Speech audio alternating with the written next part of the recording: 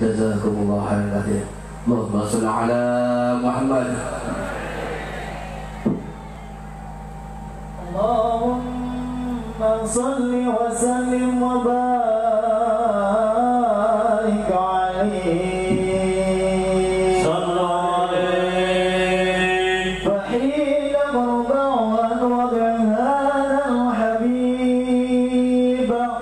Qalat as-samawat wal ardu wa ma fina bitawhiba. Wallahu al-judi ilahi ala lil-wujudi tasid. وألسنة الملائكة بالتبشير للعالمين تعد. سبحان الله والحمد لله ولا إله إلا الله. سبحان الله والحمد لله ولا إله إلا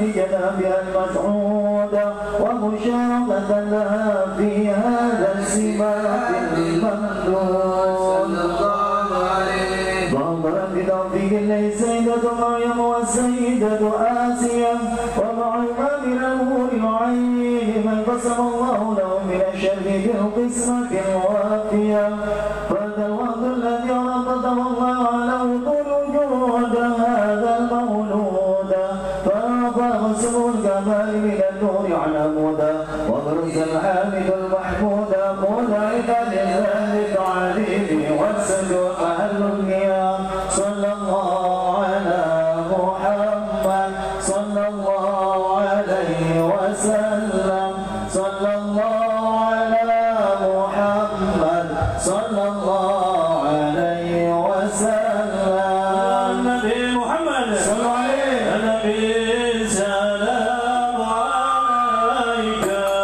يا رسول سلام عليك يا حبيب سلام عليك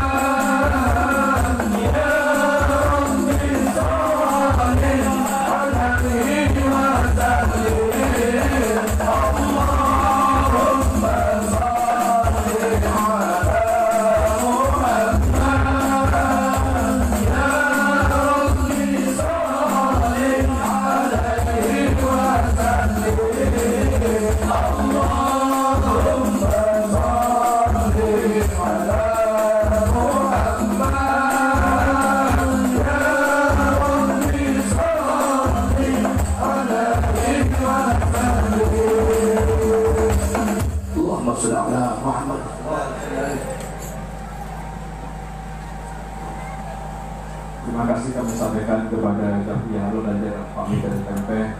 Semoga dengan pembacaan salawat tarusan akan menambah kecintaan kita kepada Nabi Muhammad SAW dan melimpahkan rahmat kepada kita semua. Amin ya rabbal alamin. Para hadirin wal hadirat muslimin wal muslimat rahimakumullah. Ini sampailah kita pada acara yang kita tunggu-tunggu, yaitu kalimat tausiah atau ceramah agama yang akan disampaikan oleh Al-Karam Ad-Da'i Allah Al-Habib Naufal bin Abdullah Al-Mukhtar. kepada beliau Al-Mukarram Al-Habib Novel bin Abdullah Al-Muhdar, waktu dan tempat kami haturkan. Allahumma salli ala Sayyidina Muhammad.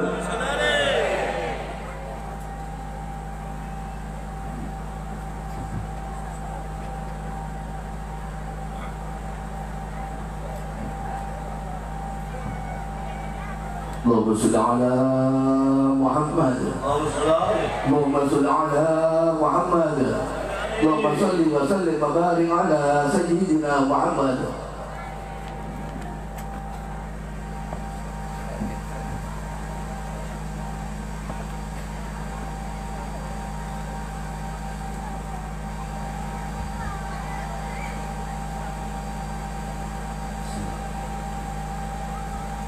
Assalamualaikum warahmatullahi wabarakatuh. Waalaikumsalam warahmatullahi wabarakatuh. Bismillahirrahmanirrahim. Alhamdulillahi rabbil alamin. Hamdan yuwafi ni'amahu wa yukafi'u mazidah. A'udzu bi kalimatillahi tammati min syarri ma khalaq wa min syarril jinni wal insi ومن شر من أرادنا بالسوء.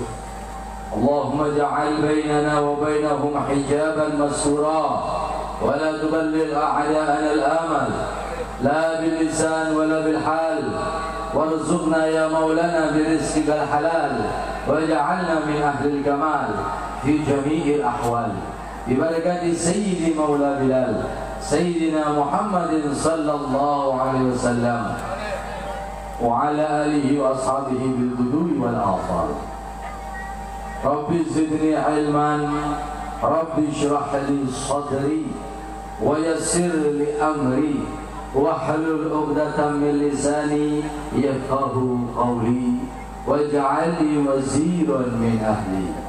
اللهم صل وسلم على سيدنا ومولانا محمد صلاة تغفر بها الذنوب وتصلح بها القلوب وتنطلق بها القصور وتلين بها الصعود وعلى آله وصحبه ومن إليه المرجع. قال الله تعالى في القرآن الكريم بسم الله الرحمن الرحيم لقد جاءكم رسول من أنفسكم عزيز عليه ما عنتم حريص عليكم بالمؤمنين رؤوف رحيم. Amma ba'du, hadaratil mukarram yang kami muliakan, segenap para kiai, para masyayikh, para asatid wal asatidah, para guru-guru, hadirin wal hadirat, muslimin wal muslimat, wabil khusus yang saya hormati Kepala Madrasah Fajrul Islam 010 Bapak, oh Ibu Sinta, Ibu Alfiun Wardah dan segenap pengajar, segenap guru-guru madrasah Ibtidaiyah Fajrul Islam 01, dan yang saya muliakan Kepala Madrasah se-Kecamatan Tempe, hadirin hadirat, muslimin wal muslimat, jami'iyah hadarah Alhamid. Moga-moga yang tampil, yang duduk, yang bareng, yang kumpul di malam hari ini nanti di yaumil qiyamah juga berkumpul di sandingnya Kanjeng Nabi Muhammad sallallahu alaihi wasallam. Amin Allahumma. Sebelum dilanjutkan, saya duduk Bu ya. Tadi sudah ada kursi itu. Gak peka panitia. Yang ini milik panitia ini bapak-bapak tak peka. Bapak panitia ini ibu-ibu peka. Allahumma sholli ala Muhammad. Sebelum dimulai bapak ke depanan. Jangan dekat-dekat sama ibu-ibu nyetrum. Sini. Depan terus. Depan di kosong banyak. Terus Pak, kecekat singguri ibu. Terus depan. Terus. Iya kadung kesetrum oleh gak mati gak ujul. Allahumma sholli ala Muhammad. Alhamdulillah, puji syukur kehadiran Allah Subhanahu wa Ta'ala yang mengumpulkan kita di tempat yang barokah ini, yang mana perkumpulan-perkumpulan seperti ini dalam rangka merayakan Maulid Nabi Muhammad SAW. Yang terbaik daripada merayakan Maulid tentu adalah dengan meneladani kehidupan Nabi Muhammad SAW. Seseorang tidak akan pernah bisa menjadi manusia seutuhnya kecuali dia meneladani Nabi Muhammad SAW. Karena manusia ini ada saja sifat hayawannya, sedikit sifat kebinatangan. Maka dalam ilmu mantik manusia ini dinamakan hayawanun natik, hayawan, hewan yang bisa bicara. Kenapa kok dibilang hayawan oleh para ulama? Dikarenakan kita punya sifat itu, ada kemungkinan untuk muncul itu ada. Lalu bagaimana menekankan itu semua? Salah satunya, dan ini yang paling utama, kalau tidak lewat jalan ini tidak bisa, yaitu mengikuti jalannya Rasulullah SAW. Seseorang yang ingin dicintai oleh Allah, seseorang yang ingin mencintai Allah, seseorang yang ingin dekat kepada Allah Subhanahu wa Ta'ala, seseorang yang ingin bersatu dengan rahmat Allah Subhanahu wa Ta'ala, tidak boleh tidak, harus mengikuti, meneladani Kanjeng Nabi Muhammad SAW. Sudah selesai. Kalau Kanjeng Nabi sudah diteladani, Kanjeng Nabi sudah dijadikan idola, maka hidup ini enak, hidup ini nikmat. Tidak ada kenikmatan kecuali meneladani Rasulullah SAW. Kalau sudah kita bisa meneladani Rasulullah, maka nanti akan muncul, akan dicintai oleh Allah dan Rasulnya. Dan kalau sudah dicintai oleh Rasulullah, maka nanti kita akan cinta kepada Rasulullah SAW.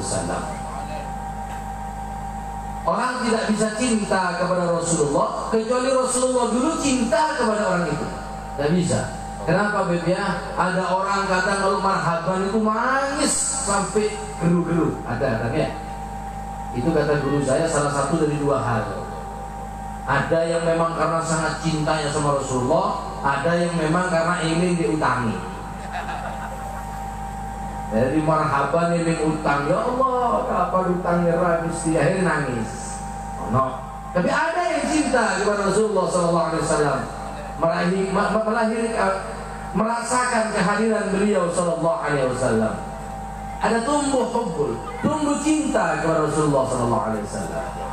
Seseorang tidak bisa, dia bisa mencintai Rasulullah, tidak bisa, kecuali seseorang tersebut yang pertama yang dilakukan adalah mengikuti tata cara adab, tata cara kehidupan, tata cara bermasyarakat, tata cara beribadahnya Rasulullah SAW. Lakum fi Rasulillahi uswatun hasanah. Bagi kamu wahai manusia, cukup sudah ada Rasulullah sebagai contoh yang paling baik. Sudah, tidak ada lagi, tidak ada yang lebih baik, lebih agung, lebih mulia dari Rasulullah SAW. Bahkan proklamator kita Bapak Soekarno waktu hadir Maulid di daerah Jakarta tahun 50-an, itu di salah satunya pidatonya mengatakan tidak ada yang lebih agung dari Nabi Muhammad SAW. Tidak ada. Siapa yang meneladaninya, maka dia akan mendapatkan nawar pandangan dari Allah Subhanahu wa Ta'ala. Ma'asyiral hadirin yang dicintai oleh Allah Subhanahu wa Ta'ala, yang pertama dilakukan oleh manusia, ini tingkatan seseorang supaya dekat kepada Rasulullah SAW. Yang pertama dilakukan adalah kenal dulu. Karena seperti kata pepatah, tidak kenal maka ada tak sayang. Bapak sayang sama istrinya? Mau telusin jawab. Ibu sayang Bu? Ibu nu jawab, yang gini menang ya? Atau udah sayang? Kenapa kok sayang? Padahal saling menyakiti. Kaplok-kaplokan yo mari dia. Teman-teman piring yo mah. Yo mari, lho kok sik sayang yo apa maneh, Beb? Yo tukaran bendino. Tapi ben tahun lu ya anak. Ono kaya ono. Ada ya? Ada. Saking cintanya wis. Saking cintanya seperti itu sudah. Tak kenal maka tak. Maka yang pertama harus kenalan dulu kepada Rasulullah SAW. Harus tahu bagaimana kisahnya Rasulullah. Karena banyak yang saya lihat saat ini terutama di sekolah-sekolah sedikit mengupas tentang kehidupan Rasulullah.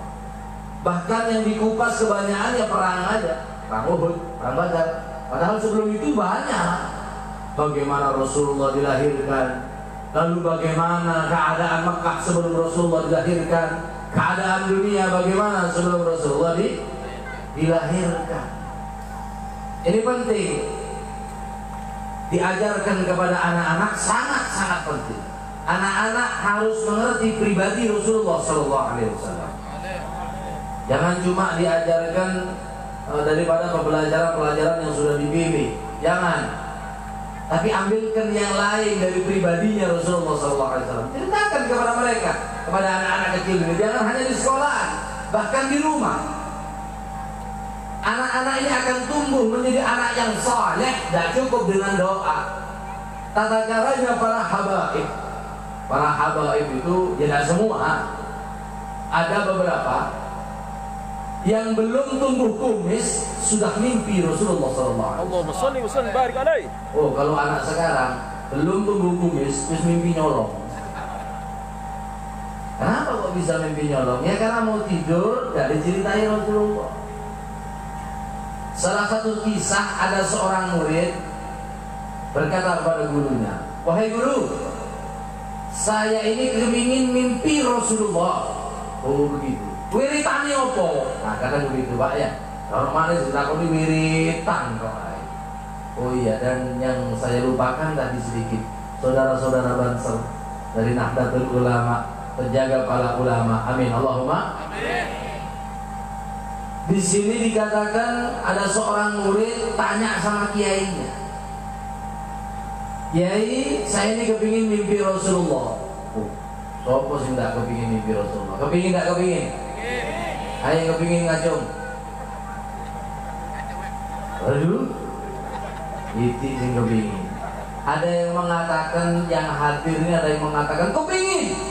Kenapa? Untuk bersihkan hati. Ada yang terlalu tawadhu, tapi untuk goblok. Aku sopo beb, kok iso mimpi Rasulullah? Jangan ada kata seperti itu. Rasulullah luar biasa kepada kita. Kita jangan malu untuk berharap mimpi Rasulullah SAW. Jangan malu. Kita tidak akan bertepuk sebelah tangan dengan Rasulullah SAW. Setelah itu murid ini bilang sama kiainya, "Kiai, saya ini kepingin mimpi Rasulullah. Wiritani opo, carane ya opo?" Dilihat tuh kiainya. Ya karena dia minta wiritan, didelok ke kiai ini lek kongkon macam-macam wis dak kira kuat. Ya wis, kamu puasa sholawat sing akeh. Nggih. Puasa Pak 3 hari. Puasa 3 hari. Selama 3 hari ini tidak mimpi Rasulullah. Datang lagi sama kiainya. "Kiai, saya tidak mimpi Rasulullah, Kiai." "Loh, kok iso? Kon wis poso 3 dina. Wis wiritane kon wis apik. Aku lho nyoba ya dadi." "Lho kok ndak iso?" "Wiritan ini kok." "Saya di masjid, Kiai." "Terus yang dari masjid pulang, Kiai." "Paling ngono, dalam perjalanan apa yang kamu lihat?" "Ya karena saya sedang puasa, Kiai. Perjalanan ketok es cendol, ketok apa namanya? Es dawet, bakso, resoles, roti apa maneh, ayam geprek, sembarang. Akhirnya gimana? Kepikiran aku, Kiai. Delok kok ngono ku kepikiran. Tidur, mimpi apa? Mimpi mangan, ya wis iku. Walaupun kamu puasa, tapi yang kamu pikirkan itu apa, maka itu yang akan datang padamu. Makanya Bu, ibu-ibu di zaman dulu, zaman sekarang pun ada sebagian saja, itu mendidik anaknya supaya cinta kepada Rasulullah sallallahu alaihi wasallam. Cara-caranya bagaimana? Kalau mau tidur didongengi Kanjeng Nabi, diceritani Kanjeng Nabi itu seperti apa, diceritakan kepada anaknya. Sini tidur nak, ayo nak dongeng nak. Kanjeng Nabi kuna uwonge kewan jadi lek ketok Habib ganteng ojo heran, ganteng iku turunan. Padahal ngono ibu-ibu hamil, aku heran. Ini kalau ndak satu ibu hamil. Saya kira orang ganteng, ganteng. Dikira, apa? Kalau lama metu mancung, gak kira. Bapak EPC, ibu EPC, gak kira man. Bapak EPC, ibu EPC, metu mancung putih. Sing ngampung ndi? Lah, ganteng turunan.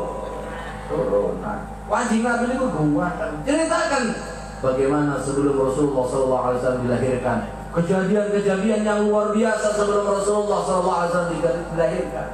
Diceritakan bahwasanya Rasulullah ini sebelum lahir, kejadian saat itu ada seorang raja, seorang jenderal dari Afrika menguasai Yaman, ibu kota Yaman, San'a dikuasai, sehingga dia menjadi raja Yaman. Setelah dia menguasai Yaman, dia melihat orang Yaman ini tiap tahun ke Mekah haji, tiap tahun. Heran, ada apa nih orang-orang Yaman ini kok ke Mekah tiap tahun? Oh, haji ke Baitullah. Dipikir, ya iki, wong mikirnya cuma ekonomi, tak mikir no akhirat.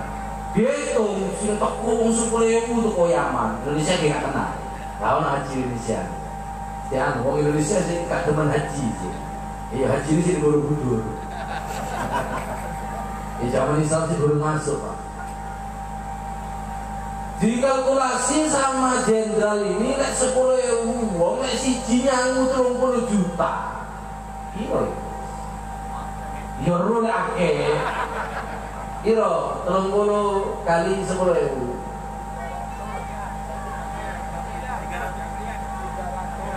Ayo, kurang lebih 3 juta. Iya, 30 kali 10 berapa juta? 300 juta.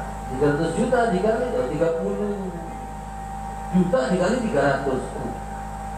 30 miliar. Yang ini untuk aku nggak masuk departemen agama. Ya, anda bisa haji cek totok ini. Mangga nih lu haji roda rawat kenapa yang duduk mikir no ekono? Yang no siji 30 juta, lu biro Indonesia lagi 1.000 bertahun buru pai. Allahumma Muhammad. Kalau begitu saya akan membuat satu tempat peribadatan yang akan menarik warga untuk ibadah di tempat saya, Bawi Gereja. Tapi sekarang masih ada, tinggal puing-puingnya saja. Terus tadi tempatnya anjing, tempatnya di tempat sampah sudah. Saya pernah datang ke Ka'bahnya di Yaman itu pernah datang. Saya pernah lihat, masya Allah, mau nandingi Ka'bahnya Allah di Mekah. Ka'bah dari seorang yang namanya Abraha. Apa? Abraha. Ada yang namanya Abraha? Tidak ada ya. Bisa cari dulu ya. Nah, nanti sudah pulang api jadi mirip Abraha. Ditiru-tiru. Setelah selesai dibangun tempat peribadatan yang luar biasa, daulah si haji di Yaman. Tidak payu. Kenapa? Dibangun sama Abraha. Sedangkan yang di Mekah itu dibangun oleh malaikat, diangkat zaman Nabi Nuh, dibangun lagi oleh Nabi Allah Ibrahim alaihi salam. Jadi itu bangunannya Allah Subhanahu wa taala. Akhirnya didelok wong Arab. Sopo gawe iki? Abraha, gubernur Yaman, jenderal teko Afrika. Apa gawe ngene iki? Ya buat narik orang supaya haji ke sini, haji ke Mekah. Akhirnya wong iki sing teman haji bakal dioyoi, dikencingi. Ka'bah ini Abraha dikencingi. Kayak tok prajuritnya. Lapor ke Abraha, wong endi? Wong Arab, kumpul pasukan. Iki gara-gara wong iki wis gak ono sing haji mrene, cek diuyui mana. Tidak ada cara lagi kecuali Ka'bah yang di Mekah dihancurkan. Itu kalau sudah dihancurkan Ka'bah di Mekah, baru orang-orang akan haji ke sini. Berangkat, bawa pasukan tidak kurang dari 100.000 pasukan. Zaman itu, pasukan gajah, kuda semua dibawa sampai di luar batas kota Mekah. Tidak ada satupun yang berani ngelawan di pasukan super besar ini sudah. Kalau saya ingin pasukannya Amerika. Sampai di perbatasan, sebelum masuk perbatasan pintu Mekah, sampai kabar bahwa pasukan Abraha akan menghancurkan Ka'bah. Abdul Muttalib, kakeknya Kanjeng Nabi Muhammad SAW, merasa orang Mekah tidak mampu melawan Abraha. Orang Mekah cuma dilihat kudanya tidak lebih dari 7.000 kuda. Sedangkan Abraha gajah tok lu sewu. Gajah tok sewu, bayang bawa sewu gajah. Kira-kira sampai di apa? Mercat tak mercat? Oh, mercat gepeng. Kalau secara akal hancur Ka'bah ini. Ayah Abdul Muttalib bilang sama warga Mekah, saat itu uminya Rasulullah sedang hamil besar. Ayo keluar semua. Itu kabeh. Jangan ada yang di Mekah. Keluar semua. Bawa apa yang mau dibawa. Keluar. Abraha ini di perjalanan nangkep kawanan unta punyanya Abdul Muttalib. Dirampas. Yang megang lapor ke Abdul Muttalib. Abdul Muttalib, untamu dirampas di Abraha. Tak berapa lama Abraha manggil Abdul Muttalib. Ya Abdul Muttalib suruh menghadap ke Abraha. Sampai di depannya Abraha, Abdul Muttalib ini dengan gagahnya, dengan tenangnya, dengan wibawanya berhadapan dengan seorang jenderal yang paling ditakuti di dunia pada waktu itu. Sampai di hadapannya, Abraha, dari Abdul Muttalib, apa maksudmu kedatanganmu ke sini, apa? Dari ini Abraha, saya datang ke sini menghancurkan Ka'bah. Abdul Muttalib, kalau kamu mau perang, ayo wis, tak kasih waktu kau berapa hari untuk menyiapkan pasukan. Siap no wis pasukan ini. Kalau sudah siap, ayo kita perang. Dari ini Abraha, ayo perang. Dijawab oleh Abdul Muttalib, kami tidak punya kekuatan untuk melawanmu. Saya datang ke sini bukan untuk melindungi Ka'bah, karena Ka'bah ada yang punya. Ka'bah itu punyanya Allah, bukan punya saya. Saya ke sini cuma mau melindungi harta dan warga saya. Akhirnya Abraha, loh, iya opo Ka'bah ini kata dia jurno, dak ono perlawan, dak ada perlawanan. Kaget Abraha. Ini jiwa tawakalnya Abdul Muttalib vaksin luar biasa. Tawakal luar biasa tawakal. Karena wong saiki orang tawakal kok ngene, hebat. Nyekel duit lo padahal 1.000, sik bingung golek duit. Heran, Abraha heran, lho ya apa kok iki? Aku ki nganti ngajurno omamu. Lho kok ndak ngelawan? Apa? Udah ada urusan. Ka'bah yang punya, itu punyanya Allah, biar Allah yang ngurusi kamu. Saya datang ke sini mau ngambil harta saya dan harta warga saya. Apa itu?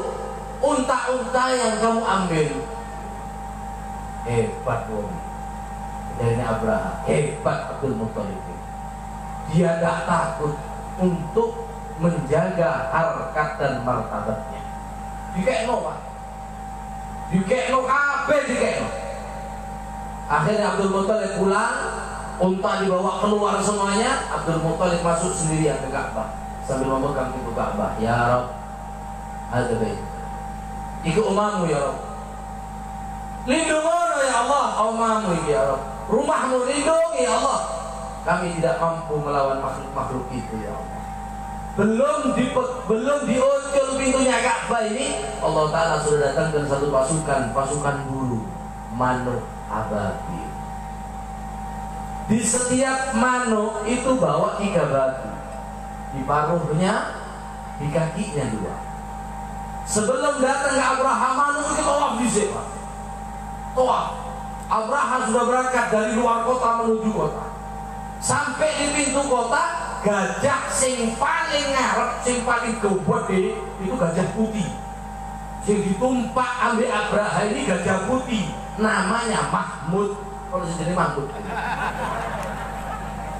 kalau sendiri Mahmud, masa? Siapa nama gajahnya Ibu Abraha? Oh, Mahmud. Mahmud namanya. Ya lewat itu Mahmud, tapi gajah ini lanang. Gajah ini lanang, jadi Mahmud. Gajah putih, besar, paling gede, mandek di ngarepe tugu perbatasan akan masuk kota Mekah. Mandek, gak gerak, didorong, gak bisa masuk. Akhirnya dialihkan sama Abraha, dialihkan ke arah Yaman. Balik cepet langsung. Mari lo dibalik, nomornya dihadapkan ke Ka'bah, blok langsung duduk, diem sujud. Menang, sing jenenge Mahmud ini. Sing jenenge Mahmud langsung lung gajah jenenge Mahmud. Tak berapa lama Allah Ta'ala mengutus ababil. Burung ini yang diutus oleh Allah Subhanahu wa Ta'ala dijadikan kejadian yang luar biasa sebelum kelahirannya Rasulullah SAW. Saat burung ini melepaskan batu-batu min sijil dari dalam kawah gunung berapi. Bayangkan, di Mekah tidak ada gunung berapi. Tak ono, di Arab tidak ono gunung berapi. Sing ono di gini. Lalu diambil dari mana gunung berapi? Yang terdekat itu kalau bukan India, itu Afrika. Bayangkan perjalanan burung ini, kalau tidak dari India, dari Afrika. Paling dekatnya Mekah itu ke Afrika. Karena kalau dari Jeddah naik kapal laut itu 1 jam. Bayangkan perjalanan burung dari Afrika ke Mekah bawa batu. Min sijil, dari kawah gunung berapi. Lek depik teko Bromo lagi loh. Kadon. Omongin gunung Lumajang ini, gunung Semeru, kadon. Tapi ya Allah alam lek depik teko ini ya udah. Ya bisa jadi mungkin di Ciluru. Karena ada beberapa pendapat mengatakan setiap burung mengambil dari 1 gunung. Sedangkan itu ada ribuan burung. Ya bisa jadi Semeru Milu bisa jadi. Allahu a'lam.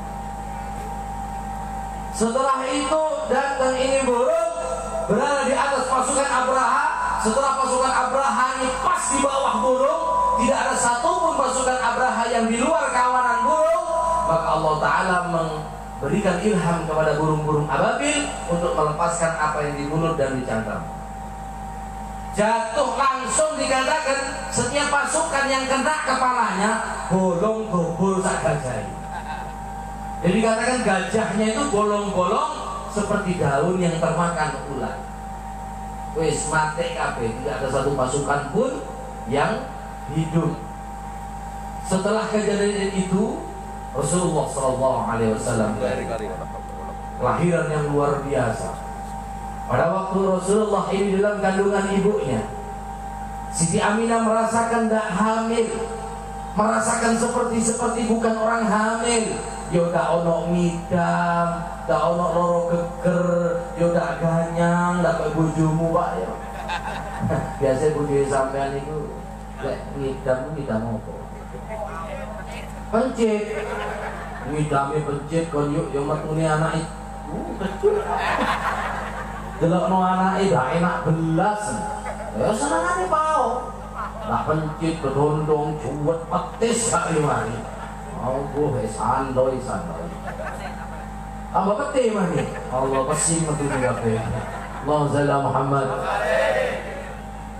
Di waktu malam kelahiran Nabi Muhammad sallallahu alaihi wasallam, bumi saat itu akan berhenti. Seakan-akan saat pada malam hari itu bulan nggak ono, seakan-akan tidak ada sedikit terangnya bulan. Malam kelahiran Nabi Muhammad SAW, malam itu tidak ada satupun hewan yang tidur. Orang-orang ahli Mekah kaget, kok bisa? Hewan-hewan itu ada yang tidur, semuanya menghadap ke rumahnya Siti Aminah. ayamnya, untanya, kambingnya, yang buas, yang gak buas, semuanya menghadap ke rumahnya Siti Aminah. Malam itu bintang gemintang metu-metu. Bahkan ada satu bintang yang keluarnya hanya saat terjadi pada malam hari itu. Sejak Allah Ta'ala menciptakan dunia ini, bintang itu tidak pernah keluar. Hanya satu itu saja, terangnya bagaikan matahari. Jadi malam kelahirannya Rasulullah itu malam tapi seperti siang. Setelah Rasulullah SAW pas pada waktu kelahirannya Kanjeng Nabi, sing jadi bidannya itu yang pertama Sayyidah Syafa' radhiyallahu anha. Sama Sayyidah Syafa'. Sayyidah Syafa' ini uminya seorang sahabat yang besar, yaitu Abdurrahman bin Auf. Sahabat Abdurrahman bin Auf punya umi namanya Syafa'. Syafa' ini bidan. Lek biyen niku dukun beranak. Si ono dukun beranak. Si ono ya. Nah, makanya bidan-bidan dukun beranak itu. Dulu bidannya di Mekah itu namanya Syafa' atau Syifa radhiyallahu anha. Itu dia mengatakan pada waktu kelahiran Kanjeng Nabi Muhammad SAW, di rumah itu tidak ada lampu illa satu lampu kecil, lampu pelita. Apa boleh jadi wong dulu? Lampu cuplik, lampu tuplik, oplik, ya, ada oplik, ada lampu oplik satu tok. Dikatakan keluarnya Nabi Muhammad SAW seperti dikatakan dalam kitab Dibai, sajidan, syakiran, hamidan, ka'annahu badrun tamam. Kanjeng Nabi lahir cower, langsung sajidan, syakiran, hamidan, langsung metu sujud. Tangannya satu. Nah, kalau kita orang, kita ini begitu lahir ini, kau tahu oleh cerai. Digenggam ini, wah, kata kiri kan. Tahu nggak pokok. Rasulullah lahir tangannya begitu.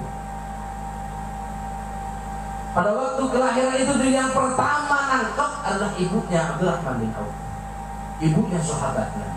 Bahkan dia termasuk salah satu orang yang pertama masuk Islam.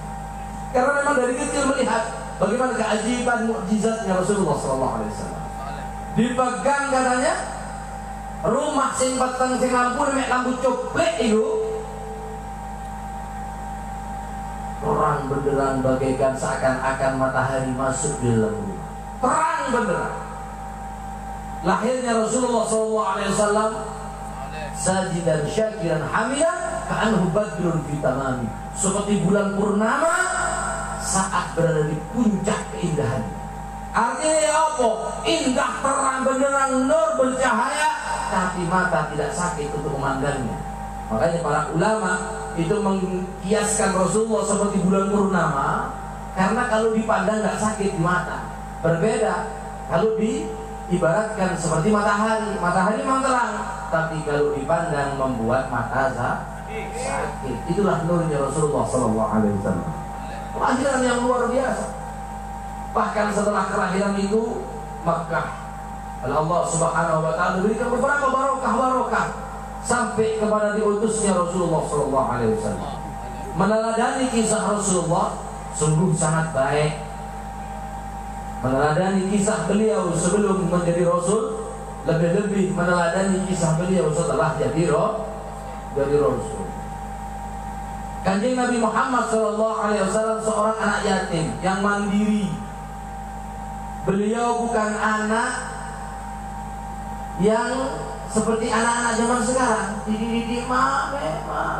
Ya bu ya, bu. Rasulullah tidak seperti itu. Jiwanya mandiri. Tak sedikit-sedikit ibu, karena memang tak punya ibu. Tak sedikit-sedikit bapak, karena memang tak punya bapak. Fadilah faedahnya Rasulullah dijadikan yatim bukan untuk menghinakan Rasulullah, tapi agar Rasulullah saat ada apa-apa langsung ke Allah Subhanahu wa Ta'ala. Maka beruntunglah kalian para yatim. Beruntung, para yatim ini beruntung. Mau ke Pak Le enggak mereka. Pak D enggak mereka. Katanya emak wis kawin mana ya? Ya wis punya Allah Subhanahu wa ta'ala. Meneladani kisah hidup Rasulullah sallallahu alaihi wasallam. Sebelum menjadi nabi, Rasulullah ini jujur. Bahkan Rasulullah dapat julukan Muhammad Al-Amin, Muhammad yang dapat dipercaya saking kejujuran.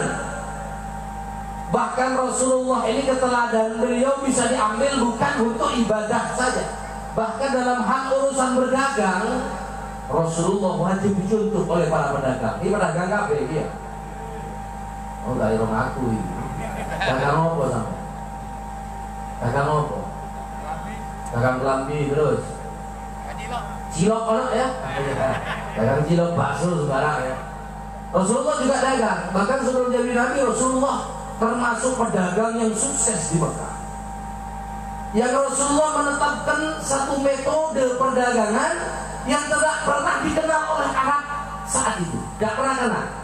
Orang Arab tidak kenal model perdagangan yang Rasulullah tidak kenal. Baru Rasulullah pencetus perdagangan seperti ini. Ya Rasulullah dagang. Rasulullah itu dagang tidak ruwet. Sementing bondone lanjut. Ini harus dicontoh. Maka di pedagang kalau kepingin sukses, ya nyontoh kaji Nabi. Ada nyontoh orang Cina. Pedagang nyontoh Cina. Pedagang nyontoh Eropa, nyontoh Amerika. Ada riba semuanya. Nyontoh Rasulullah. Bagaimana perdagangannya Rasulullah SAW? Dikisahkan sebelum Rasulullah menikah dengan Siti Khadijah. Rasulullah ini adalah pesuruhnya Siti Khadijah, yang bawa dagangan Siti Khadijah ke Syam. Siti Khadijah ngirim dagangan ke Syam, wakilnya adalah Rasulullah. Saat itu Rasulullah berumur 25 tahun, seorang pemuda yang gagah. Ya, ada saya umur Sulawi kero-kero ya. Kurang gizi oke. Kerajunan Allah Muhammad. Bagaimana Rasulullah SAW dibarengi sama satu budaknya Siti Khadijah namanya Maisarah. Laki-laki namanya Maisarah. Bawa berangkat ke Syam. Orang itu biasanya kalau sudah duduk di Syam, orang Mekah itu kalau sudah berdagang keluar, biasanya di Syam itu 1 bulan atau lebih. Jadi kurang lebih PP-nya itu kurang lebihnya 4 bulan, 5 bulan sama dagangnya. Ini Rasulullah tidak sampai. 4 bulan sudah ada di Mekah. Bahkan saya mengatakan 3 bulan sudah ada di Mekah. Berangkat bawa dagangan, pulang luar biasa, baginda tidak karu-karuan. Luar biasa. Ternyata cara perdagangnya Rasulullah ini yang wajib ditiru oleh kaum muslimin. Seperti tema pada malam hari ini, temanya meneladani akhlak Rasulullah SAW. Berdagang ojo niru wong ji, niru Rasulullah. Rasulullah juga berdagang, sama. Makanya para ulama, para kiai ini harus sering memberikan tausiah bagaimana perdagangannya Rasulullah SAW, supaya para pedagang ini tidak niru-niru orang kafir. Setelah sampai di Syam, Maisarah kaget. Budaknya Siti Khadijah kaget delokno cara dagangnya Rasulullah.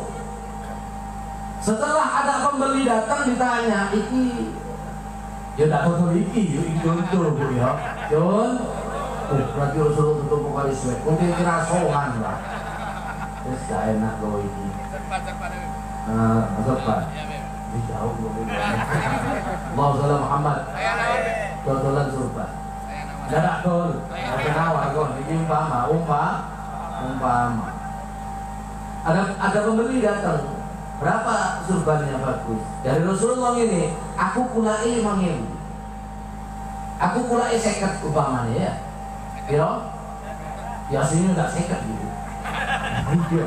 Ini aslinya mau 50 aslinya. Kira lagi 50. Menang sing tuku itu menang. Kok murah? Iya, aku kulai samun. Lho kok gak kepingin babi tak? Babi sakarepmu. Kok kayak bati iyo, gak dikei bati iyo. Kaget Pak. Yang beli kaget. Metode pertama di dunia pada waktu itu. Bahkan Rasulullah dengan seperti itu dapat bagi lebih banyak dan modal lebih cepat kembali. Bisa aku ada di dunia. Kalau usah banyak mandali pedagang kabeh gitu. Ya, anak ajari dagangnya Rasulullah itu fokus pada baliknya modal.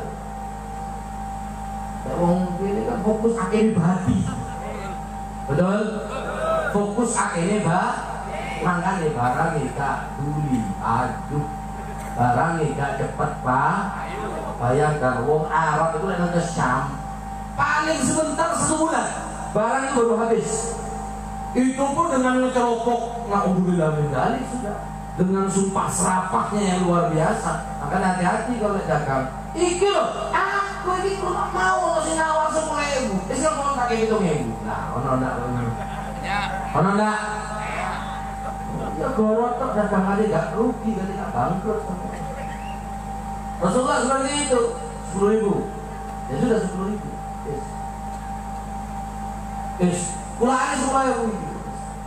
Bagi ini biro, saya karepmu. Kau lagi aku bagi biro, saya karepmu. Mana? Ya apa? Ya apa? Mungsret teman-teman. Kalau tidak mampu seperti itu maka tiru yang kedua.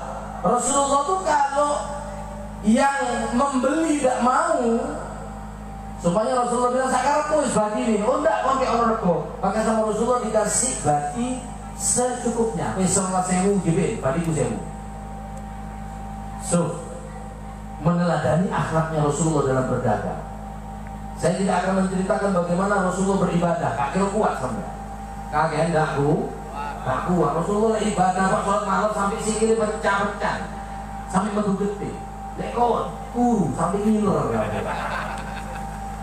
Sampai basah Rasulullah sejadahnya. Bukan basah sama apa? Basah sama air mata dan darah. Beda dengan kita kalau malam, bantalnya yang basah dengan ngiler. Allah SWT. Saya akan ceritakan perdagangannya Rasulullah. Telah dari akhlaknya Rasulullah. Jadi Rasulullah itu berdagang fokus pada balik cepat, modal balik cepat, fokus pada cepatnya balik modal. Itu Rasulullah. Itu perdagangannya Rasulullah. Sekarang ada yang niru, ada siapa? Orang Cina. Orang Cina itu berdagang bagi ini, yang penting modal Karena kalau modal itu cepat balik, cepat dikulak mana, cepat dodolan mana. Kalau sampai fokus sama babi yang begitu besar, akhirnya modal ini cepat. Begitu payu seharusnya dibelikan lagi, harga itu masih tetap, tidak tahunya naik. Ya mau tidak mau babi akan sedikit lagi. Betul. Terutama ibu-ibu. Allah, lek kongkon nawar nomor 1 ya. Lek iso, masya Allah, saya heran. Dulu saya ini pernah ikut almarhum umi saya ke pasar. Ada satu orang, wah pakaiannya netis. Oh iya, mas-masannya nih. Si zaman duit Pak Harto Mesem gitu. Si zaman Pak Harto Mesem dia. Lagi kan gaul Pak Karno sih Mesem lagi. Itu satu ikat kangkung segini itu masih 50 rupiah atau 25 rupiah, saya lupa. Dia ini mau bayar 25 rupiah, dapatnya minta 3 ikat. Akunya kelendas, Allah, 3 jam lopo. Ibu-ibu gitu Bu ya. Ibu. Kalau beli sama saudara sendiri, kalau beli sesama pribuminya, kalau beli sesama muslimnya, nah itu gak usah nawar. Apalagi beli sama pedagang kecil, gak usah nawar. Kira-kira wes 5.000 3 ikat, kalau 5.000, bukan harus ditawar. Wes 3 ikat 2.000. Mana enggak? Ada tidak? Itu perampok gitu, maling begitu. Tapi kalau masuk Indomaret, Alfamaret, nawar tuh. Harga, apa udah nawar? Padahal yang punya itu orang kaya. Orang enggak saudaramu yang kecil-kecil ini, yang di pasar, sing gelar-gelar, kadang yang mau dimakan nunggu itu laku. Kok perampok-perampok kok ini. Nyekel dodo ya Allah, iki payu pas bondo, gak payu aku gak mangan. Makanya kalau di pasar kamu pedagang kecil kasihan ibu ya, bu. Pedagang kecil sing sayur, bayam apa, gak usah tawar. Piro? Sakan kes. Piro? 3 ikat 5.000. Ya ono sok 1.000. Wis 5.000 nih kawan. Wah, ono. Gak guyu kan ya. Kata orang gak ono. Kakean 3 ikat ditawar 2.000. Ya Allah, cek soro nih kon. Mendulur dewi cek soro. Coba tuku nang tempat wong sugih. Piro iki? 50.000. Oke. Siap. Gak nawar. Tiru akhlaki Kanjeng Nabi. Kanjeng Nabi itu kalau nawar gak soro. Kapan harganya 10.000, paling banter Kanjeng Nabi nawari 1.500.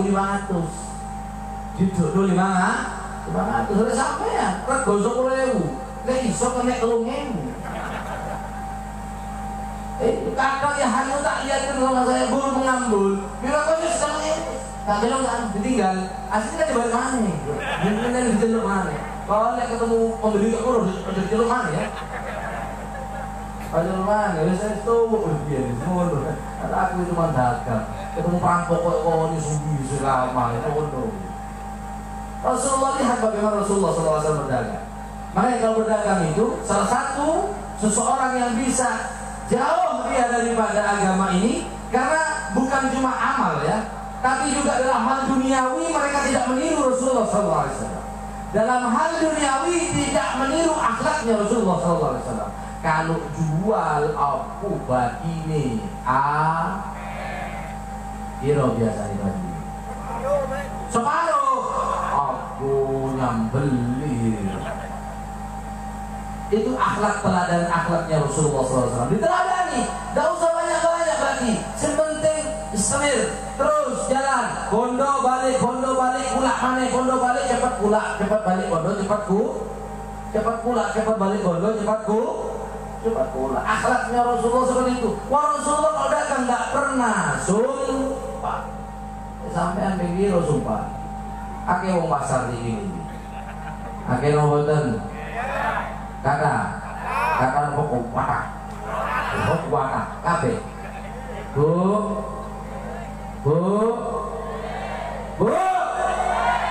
kado nih itu siji jelek ngono ya. Berdos kuping. Sampai dagang nang pasar yuk. Lagi bati berapa persen? Separuh. Pulak 100 didodol. Didodol 200. Ya 100% ibu dia jenenge.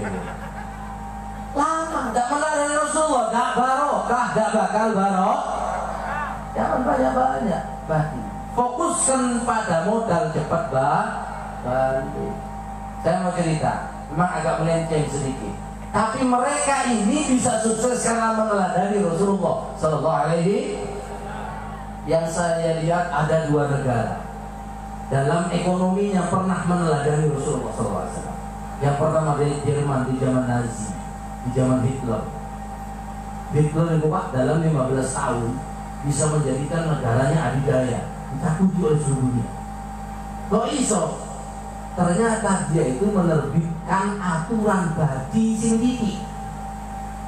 Pokoknya bondo balik. Saya ini dianggu di Cina, maka di Cina itu saingan di Amerika. Di Indonesia daki sukai. Ya kok berdagang ini kan? Pulak 100, saya itu kan 7.500. Tidak mari-mari. Telah ada di akhlaknya Rasulullah SAW. Ini orang kafir ya. Saya lihat garis besar beberapa negara-negara adidaya baru, negara-negara dengan ekonomi yang kuat yang baru, yang menyaingi negara adidaya yang lama, mereka pakai metodenya Rasulullah SAW. Kita orang Muslim tidak memakai metodenya Rasulullah. Yang ini kiri tidak mari-mari. Proposal kirim nang diri. Mari proposal kesel. Allahumma Muhammad. Iya jiwa-jiwa pengemis. Kan dibangun masjid loh pengemis di pinggir jalan. Ayo enggak jiwa-jiwa pengemis. Jiwa-jiwa pengemis. Kenapa tidak meneladani Rasul Sallallahu Alaihi Wasallam?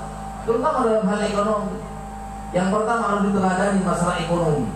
Kalau masalah ibadah, oh sakit sekarang ya. Ibadah Rasulullah sembahyang malam gak cuman bo. Kayak sampean sembahyang isi bolong bo. Betul bu? Betul bu? Bu?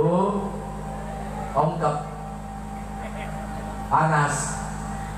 Ongkep panas. Pasti masuk oleh Allah. Allahumma shalli ala Muhammad. Dalam hal ekonomi Rasulullah Sallallahu Alaihi Wasallam tidak ada yang menandingi, tidak ada menandingi ekonomi Rasulullah Sallallahu Alaihi Wasallam. Maka jangan cuma fokus sama ibadahnya Rasulullah, tapi fokuskan juga bagaimana kehidupan duniawiyah dan ekonomi ala Rasulullah Sallallahu Alaihi Wasallam. Umat zaman sekarang ini ya bagus niru ibadahnya dok, bagus, tapi kita tidak hidup di akhirat, tidak hidup di dunia. Lihat bagaimana Rasulullah SAW. Iki main sarung kaget, ketok dagangannya nang waris yang luar biasa kaget. Didelok iki Rasulullah itu jimat opo gitu. Ya kalau saiki kan ngono ya. Kadang ono ibu tamu nang omah. Anu be, apa otoku sepi. Kena omah yo gawa minyak tak sepul. Nanti juga ngono soalnya sampeyan ora ini ngono ta. Kepingin tak dagangan rame? Pingin apa tak dagangan rame? Pingin tak laris? Tiruan kan ini. Ojo ake-ake ya Pak. Paham Bu ya? Mulai besok diturunkan sedikit harganya Bu. Paham Pak iki? Gulaannya anu berarti ini Pak kudu modalnya. Berarti biasanya sampean DP badi 50.000 dono dadi lancar belon. Biasanya kelambiku lakuni seminggu pisan, iso seminggu ping 5 laku kelambine sampean. Amin Allahumma. Amin Allahumma. Amin Allahumma. Kemudian yang kedua, kalau kepingin laris jangan lupa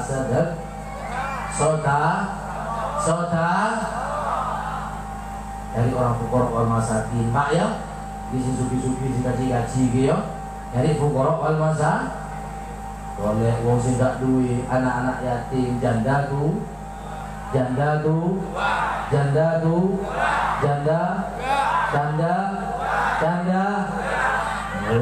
malah.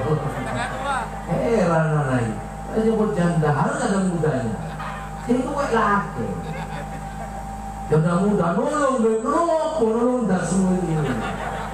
Nolong sing tuwek umur swita, sing 5, sing gak iso kerja, sing tolongan iso kawin ndak apa.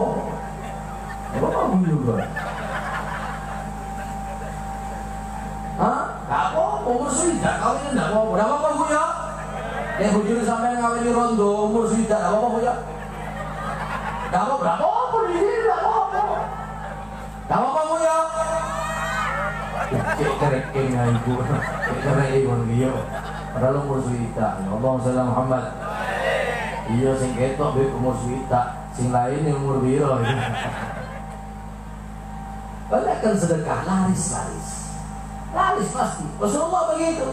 Bahkan Rasulullah SAW kalau beli adalah orang yang nggak punya, Rasulullah udah ambil hati.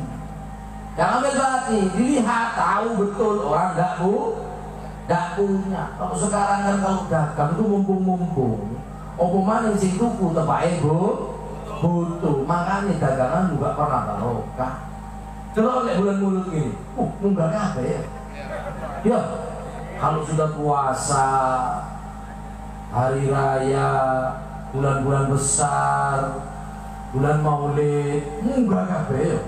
PT munggah. Buah munggah bisa. Buah-buahan munggah ya. Iya munggah temenan. Awal bulan maulid saya melihat di pinggir jalan buah pir roto 5.000 sakilo. Mari cedek tanggal 12 ini sakilo. Ampun, iki gak kira barokah, haji mumpung, itu yang bikin perdagangan tidak barokah. Kenapa? Karena tidak meneladani Rasulullah SAW. Sengaja saya tidak terangkan ibadahnya Rasulullah. Ya kata orang ibadahnya Rasulullah, saya tahu. Sampai pulang ke rumah, tak kira kuat aku, tak kira kuat. Makanya saya akan bahas meneladani tentang duniawiyah. Bagaimana dunianya Rasulullah SAW, bagaimana Rasulullah mengolah dunia, bagaimana Rasulullah mengelola ekonomi, bagaimana Rasulullah mengelola harta. Ini juga harus diteladani. Jangan cuma sembahyang itu ditiru, tapi nipu gak mari-mari. Aku sembahyang malam beb koyo Rasulullah, dagangi koyo Abu Jahal. Wah, sembahyang koyo Rasulullah, lek dagang koyo Abu Jahal. Repot tak suki-suki kok. Akhirnya suki aku beb. Iya telur kena setruk entek dulu. Kenapa? Tidak baru. Teladani bagaimana Rasulullah SAW. Biasakan bagi kalian yang mampu, kalau menjual jangan bagi banyak. Ya 10% lah cukup, 15-20%. Yo, jangan sampai 100 per. Jangan sampai 100 per. Paham Pak G? Biaya beb, kayak numpak iku, kalkulasi yang dewe, gitu Pak. Pak, iki ono wong anyar tak kuwi itu boleh ya. Ya Allah, Allahumma shalli ala Muhammad, Allahumma shalli ala Muhammad, Allahumma shalli wa sallim ala sayyidina wa maulana Muhammad. Maisarah budaya Siti Khadijah ini kaget tuh. Iki dagang dulu, oh Muhammad ini 10 hari habis bersih wabah ini api. Mulai sampai seperempat jalan Maisarah belayu di sini. Muhammad, mau dagangan Muhammad yo, aku kasih laporan di sini nyonya. Yo, jadi Nabi pulang bawa dagangan berunta-unta banyak. Maisarah numpak jalan cepat laporan Siti Khadijah. Cerita nang Siti Khadijah. Diceritakan bagaimana Rasulullah SAW, bagaimana akhlaknya, bagaimana peringainya, bagaimana model dagangan Rasulullah sing anyar yang tidak pernah diketahui oleh orang-orang sebelum Rasulullah SAW. Ini ilham langsung dari Allah Subhanahu. Akhirnya di situ Siti Khadijah menaruh hati. Makanya gurung ketemu sudah jatuh cinta Siti Khadijah. Makanya wong wedok iki nek kepengin jatuh cinta ku ojo teng ganteng Pak ya. Wong wedok iki nek jatuh cinta udah teko moto, teko kopi. Akhirnya bapak ketok wong ayu miring. Jadi enggak miring. Nah, jadi kalau ada pepatah mengatakan cinta itu dari mata, itu khusus bapak-bapak itu. Ibu-ibu enggak ngono. Ya ganteng ngono wis tapi nek mabuk bedino ya sapa sing gelem. Allahumma Muhammad. Setelah Rasulullah SAW pulang, dilihat luar biasa hasilnya dengan kejujurannya, dengan segala macam kelebihan. Akhirnya Siti Khadijah bilang sama salah satu temannya, Muhammad itu gak ada kawin. Dari Siti Khadijah. Kan ada beberapa pendapat bahwa Siti Khadijah yang melamar Rasulullah gak ono, itu salah. Itu salah, ada orang perempuan yang melamar wong lanang udah. Terus ya apa cuma Siti Khadijah ngirim angin. Nah, jadi ngirim angin udah apa-apa. Kalau ibu-ibu ono mantune ustad ganteng ya Bu ya. Bu, ngirim mantu kaya napa Bu? Sugi elek apa ustad ganteng? Enem Pak, gua takon dikon. Bu, ono ustad kiri yuk, gawa sepeda ontel. Aja disorok-sorok notak tambah sorok. Si coplok mana bani, si bocor mana, si pedot mana nanti ini. Aduh, ada wong miskin mak kesorowan ini. Ada. Bu, ustad Bu, yaudah ganteng lah biasa. Hafal Al-Qur'an, hafal Al-Fiyah, hadisnya mantep, amalin api, lamar anak sampean. teko maneh yo laine yo padha lah 11 12 lah, gak terlalu ganteng, tapi gowo Alphard iki.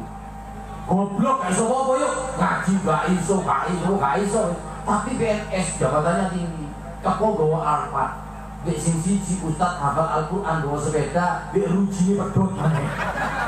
Tebane kempot sakeli miring. Ya Allah, wis soro kok gak iso. Soro. Sarungi ambung dari seminggu gak ganti, gak gimana ya? Ya orang ngono, sarungi bolong-bolong nek rokok yuk. Sate ngerokok. Teko wong loro ngelamar anak sampeyan sing diterima sing endi? Ayo sing kena. Ya wis kala terus no ya gue. Oke terima Alphard ya. Lemarimu, lemari kawin jadi anakmu. Allahumma shalli ala Muhammad. Kirim angin-angin Siti Khadijah, Muhammad kali kawin. Apa Khadijah? Kan ono. Nek Muhammad kali kawin ono sing gelem. Kabar-kabar sing iki nang suku bune Kanjeng Nabi. Jenenge Ummu Hani. Ummu Hani iki kakake Sayyidina Ali. Ummu Hani takon Kanjeng Nabi, Muhammad kok gak pengen kawin. Iki bahasa diwawaan Pak yo, asine gak kono ngene, Pak. Nanti tak iso gak aku sih supaya sampean ngerti. Asal dalam tataran bahasanya ada syairnya Pak, dari Ibu Hisham. Oh gak paham syair, mau paham dangdut. Ummu Hani ngomong nang Kanjeng Nabi, Muhammad kok gak kawin ta? Jadi Rasulullah, sapa sing gelem di aku Ummu Hani? Aku iki wis dari bapak, dari ibu, omah kampung nang Pak D. Apa maneh? Ada di sorot-sorot Rasulullah iki. Wis dunya gak duwe. Oh, nak Muhammad. Sopo? Khadijah. Khadijah rondo semoge iki. Dulu disikat kae ini. Begitu rondo suki langsung disikat. Dibungkus. Wis becel dibungkus. Allahumma shalli ala Muhammad. Mosok tak wis kon lebu. Khadijah ku rupane nek delok angin-angin jadi cinta nang Muhammad. Jadi Siti Khadijah cuma kirim angin untuk ngelamar kadang ono ustaz-ustaz sing iki dari nang Madura kiai burung bibir tak gede. Iya kasih jadi lora jadi Gus nanggung jadi kiai gak sanggup ya. Pinter gak pinter goblok gak goblok nanggung. Ya monggo nyate ku mateng gak mateng, mentah gak dipangan, emang dipangan untuk coplok. Jadi gimana kalau Ustaz ngandung juga ngono itu. Jadi wong Jerman Ustaz Jerman. Kamu bahasa Jawa. Hah? Nanggung yo. Nang ugi panitia pelak tenang. Iya dikembok. Paten Pak peka panitia. Sawal bismillah. Lapisan Pak. Itu aku ambil. Wa Muhammad. Jadi Siti Khadijah itu gak ngelamar. Pas ono umpamane wong wedok blambiar. Aki Pak, lamarno iku Pak. Umpamane ya. Jejeken anakmu kok ngono ya. Oh hidup kamu isi ngono. Kalau kirim-kirim kabar gak apa-apa, kirim-kirim angin tak gak kawin lah apa jadi mana Pak Gaji kita tengah itu gak apa-apa. Berarti ngelamar ojo wedok ngelamar wong lanang hindu wae. Kemudian Rasulullah sallallahu alaihi wasallam bertanya, "Sapa Mahani?" Khadijah. Loh, jeraganku ibu ini. Rupane iku sakang nang Muhammad asing kena kon namanya. Ya cerita bekon, Pak. Kita balik ngomongan ngono ya. Oleh aku ngomong kan dengan syair-syair melulu kabeh iki. Ono ngantuk mulih tinggal iki. Wasallam Muhammad. Selesai akhirnya dibicarakan ke Abu Thalib. Ya apa? Ya itu. Ini Khadijah itu oke wae Muhammad sing masuk. Jadi Siti Khadijah itu rondo, ada yang bilang umur 40 tahun, ada yang bilang umur 29 tahun. Cuma yang kuat memang 40 tahun. Ada di riwayat yang lain umur 29 tahun. Tapi jenenge rondo sugih atau umur 40. Ayo. Tak koyo rondomu umur 30 seembar itu. Kerok ono gini. Anak siji lahir badannya wis koyo jidul masjid.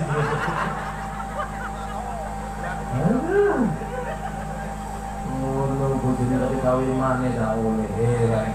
Allahumma Muhammad. Iya Bu. Iya Bu. Tapi Bapak cinta ya Pak ya? Cinta dan cinta? Gono-gono order. Allahumma Muhammad. Abu Thalib datang. Ya Pak Muhammad, nggih pun paman. Akhir dilamarkan, terjadilah pernikahannya Rasulullah SAW dengan Siti Khadijah. Oleh rondo soge berkat jujur dalam berdagang lekor, ya gak nganggur jalan goyang semar mesem. Papayun. Kenapa? Tidak meneladani akhlaknya Rasulullah SAW. Hidup apa setelah pernikahan Rasulullah enak oleh rondo soge ongkang-ongkang. Rasulullah tetap dengan akhlaknya membumi. Rasulullah tetap dengan telaudannya, walaupun mendapatkan istri janda kaya raya, janda yang paling kaya bahkan di Mekah. Singgah Khadijah wah, bayangkan kan rondo sugi, dan gak ada diri di rondo sugi, kok isi ngebut lah ya. Makanya hati-hati kalau di rondo murahan. Iya, paham Bu ya? Ibu, di rondo ku sing aziza, sing mulia, sopo Bu? Kata ngelamar aku, gue apa? Gue apa yuk? Gue Fanza. Oh repot nih sama Fanza tok ini. Allahumma Muhammad. Bukan terus ongkang-ongkang Rasulullah duwe bojo rondo soge, enggak, tetap membumi Rasulullah. Tetap Rasulullah berdagang. Bahkan Rasulullah ini buka toko. Duwe toko. Jadi Siti Khadijah merawat anak di rumah, walaupun rondo soge, dunia nih diprasakno dek bojo. Dek bojo Rasulullah jujur. Dek saiki Bu, kalau rondo soge kawin di nom-noman, getop bae. Dek gak sepet sum-summu yo. Dek sampai iri kan ya. Betul? Betul? Nom-noman gimana? Kerja gak gelem kerja. Pengen langsung duwe Alphard boleh. Bondo ini katok tok ini. Allahumma Muhammad. Bukan ongkang-ongkang Rasulullah, tidak, tetap Rasulullah buka toko, jual karpet, jual baju, jual seperti itu sudah kehidupan Rasulullah SAW, keteladanan beliau dalam duniawi. Bahkan setelah beliau jadi nabi pun beliau dalam hal dunia tidak tinggal. Kadang ngono saiki wiritan kok di masjid, aku niru Rasulullah, la ilaha illallah, la ilaha illallah. Buri gak dikeimangan, tongkos tak tongkos. Udah niru Rasulullah. Rasulullah ke akhirat luar biasa. Dunia ya gak ditinggal. Jadi lo mau bapak gak kerja. Aku wiritan kok ini. La ilaha illallah. Lihat telung dino ya gak ono tamu siraman Bu ya. Ayo metu kerja kok. Rasulullah gak wiritan kok. Rasulullah gak wiritan kok kerja bisa juga keluar bisnis. Bahkan setelah Rasulullah pindah ke Madinah, masalah ekonomi yang harus diteladani oleh umat Islam zaman sekarang. Rasulullah membuat ekonomi keumatan. Ya apa ekonomi Rasulullah keumatannya? Dikatakan saat Rasulullah pindah, ekonomi di Madinah dipegang oleh orang Yahudi. Koyok saiki. Zaman saiki ini ekonomi sudah dipegang oleh orang Yahudi. Apa ini? Kanon sing duwe sapa? Zor Yahudi.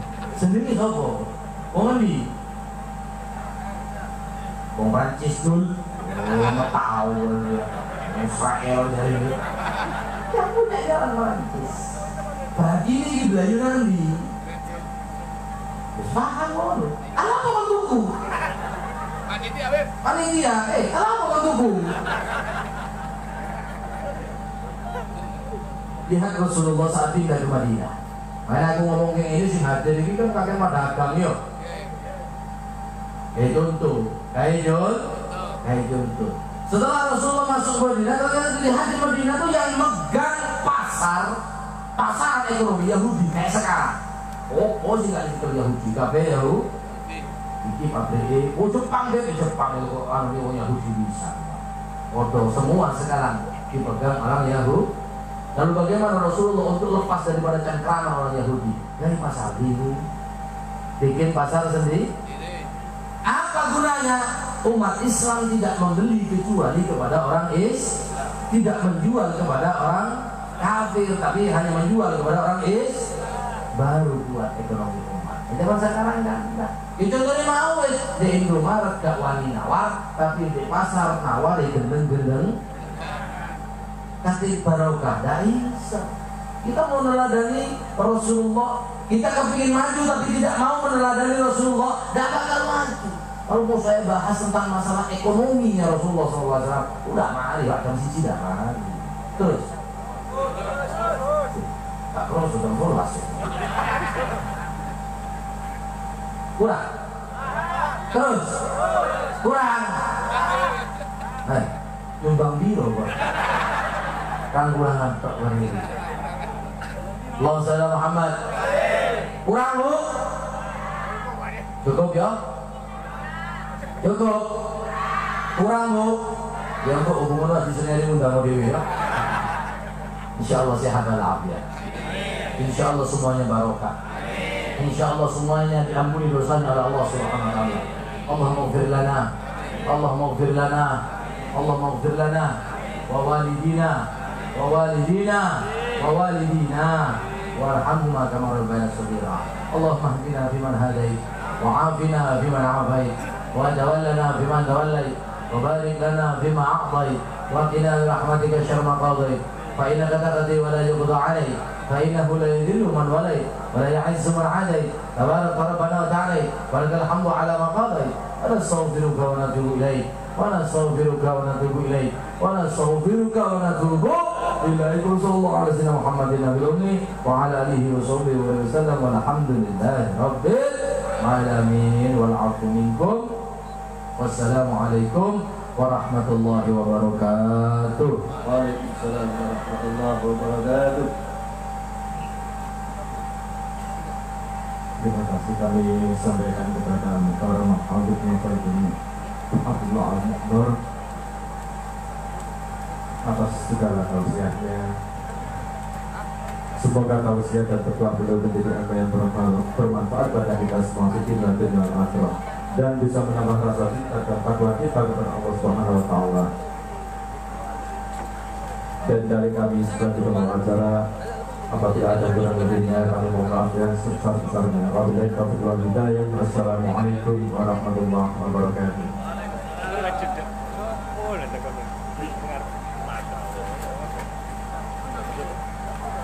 Jenengan mau tak pikir sopo. Oh, lagi aku dapat kemana?